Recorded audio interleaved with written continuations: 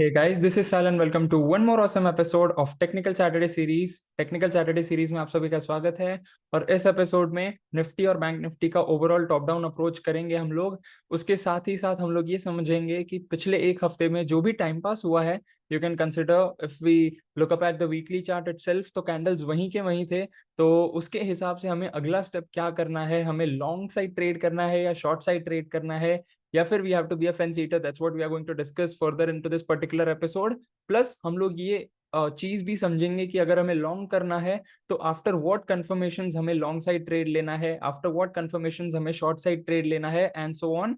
So please do make sure that you watch this episode from the beginning till the end. And this is the series which we are doing since last couple of months. Plus Nifty और Bank Nifty का जो analysis है, that's I think this is the sixth or seventh episode.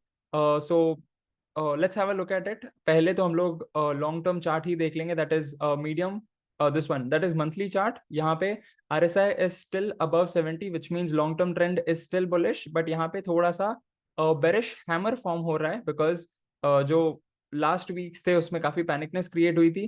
Then comes weekly chart जहाँ पे comeback होने का जो है साइंस दिख रहे हैं। सिंस लास्ट 2 वीक्स थोड़े से शेडोज जो है लोअर साइड काफी अच्छे हैं, but bodies on the upper side is also good, so that is why medium term trend is looking good as of now.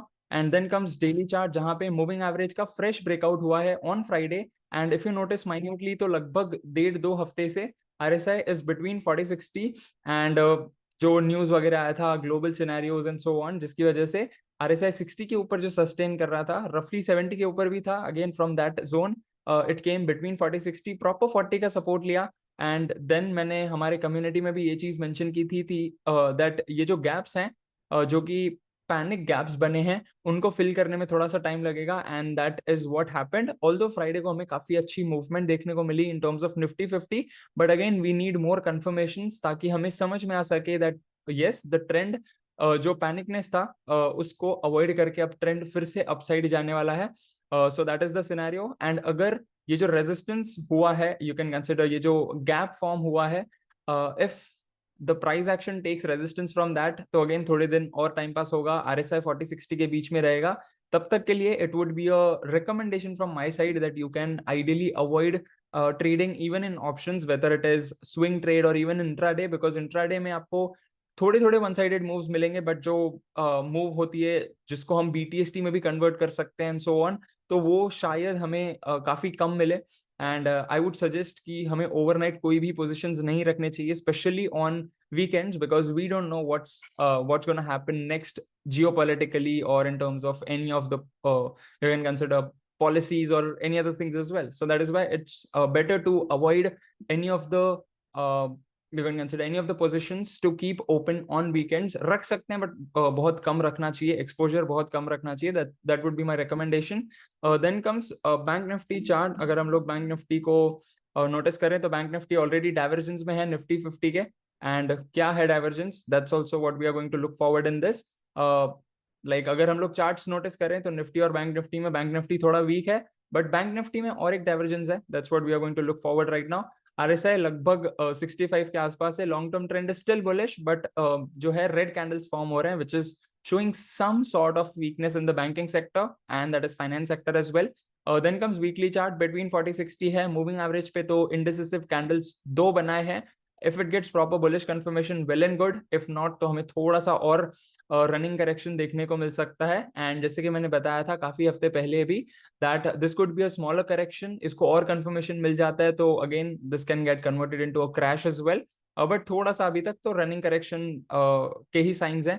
And then comes daily chart, as you can see here lower top lower bottoms बन रहे हैं। And उसके बाद moving average के resistances भी लिए जा रहे हैं। And if you notice minutely तो पिछले 2 हफ्ते में प्राइस एक्शन ने कंप्लीट टाइम पास किया है, वहीं का वहीं ऊपर नीचे हुआ है। तो आइडियली यहाँ पे हमें अगर कोई स्विंग ट्रेड भी करते तो कुछ फायदा ना होता, इनफैक्ट यहाँ पे लॉसेस होते। सो that is why it's ideally suggested to not take any kind of trades which is kind of BTST or swing or whatsoever. Intraday में जैसे मैंने बताया कर सकते हैं, शॉर्ट मूव्स ही कैप्चर करने को मिलेंगे। And we have some sort of gaps here. तो पहली चीज बैंकिंग सेक्टर में ये है कि बैंक निफ्टी का जो इंडेक्स है वहां पे हमें प्राइस एक्शन के रेजिस्टेंसेज हैं, जो गैप्स फॉर्म हुए हैं, तो वहां पे let me just show you here. तो वहां पे जो गैप्स फॉर्म हुए हैं उन गैप्स को फिल करने में थोड़ा सा टाइम लग सकता है, right? So this is the gap which was formed. तो these lines can actually act as a resistance. तो जब तक इसके ऊपर नहीं जाता है तब तक हम लोग जो कंफर्मेशन है that will be slightly weaker itself. Plus एक और चीज है, मूविंग एवरेज के नीचे भी है। And the third thing here is that although ये दोनों जो कंफर्मेशन है वो थोड़ा सा वीकनेस बता रहे हैं, lower top lower bottom series, that was first confirmation. Second confirmation is that हमारे पास ऊपर के साइड में थोड़े से गैप्स हैं जो कि एज अ रेजिस्टेंस, जो विंडो होता है इसका एक वो होता है, कैरेक्टरिस्टिक होता है that it acts as a support and a resistance. So this is the second one, and the third is that price action moving average के नीचे है, तो this is also the third confirmation. But एक और bullish confirmation है which very few people will understand, जिन्होंने हमारी RSI Mastery series को देखा हुआ है और अच्छे से understand करके charts भी analyze किए हैं, that in terms of price action we have class B bullish divergence. तो यहाँ पे अगर bullish confirmation मिलता है तो this is not a bad area जहां पे हमें सपोर्ट मिले, right? This is a very good chance कि यहाँ पे हमें सपोर्ट बन के ऊपर की साइड मूवमेंट भी देखने को मिल सकती है। Again the fifth sign which I would mention here is that in terms of volatility, पहले it was outside pattern, that is outside Bollinger bands, right now it is inside. So this is in terms of Bollinger bands as well. जो volatility indicator है that is this one, outside inside pattern भी बन रहा है। This one RSI के हिसाब से class B bullish divergence भी है। तो अगर इन दोनों को ही कंफर्मेशन मिल जाता है और बुलिश कंफर्मेशंस रहते हैं तो डेफिनेटली ये विंडो के ऊपर जा सकता है, गैप्स को फिल कर सकता है मूविंग एवरेज का ब्रेकआउट करके। आफ्टर कपल ऑफ वीक्स अगर स्ट्रेंथ देखने को मिलती है बैंकिंग सेक्टर में और कुछ गलत पॉलिसीज या फिर नॉट गलत पॉलिसीज बट अगेन कोई policies against the financial sector बनते हैं या फिर कुछ और जियोपॉलिटिकली होता है तो तब नीचे आ सकता है। Otherwise we can aspire for all time high zone again on bank Nifty probably in couple of weeks, और otherwise यहाँ से थोड़ा और भी टाइम पास कर सकता है because again यहाँ पे 40-60 के बीच में, right? So that's the overall thing, and I hope that this analysis is clear to you. And please do make sure that whatever takeaways you had so far from this particular video, you share below in the comment section. And I look forward to see you in tomorrow's video, that is a weekly mastermind, जहाँ पे हम लोग सारे sectors का top down approach करेंगे, trending और tracking stocks भी देखेंगे, so that you can understand कि अगले हफ्ते में हम कौन से sectors के stocks को trade कर सकते हैं, which could be the potential buys or potential sells. So that's the thing, and make sure you share this particular video with at least one friend of yours. Hit the like button and subscribe to our YouTube channel, and I'll see you tomorrow. Till then, live fully, love openly, and make the difference today. I wish you joy and abundance in all you do.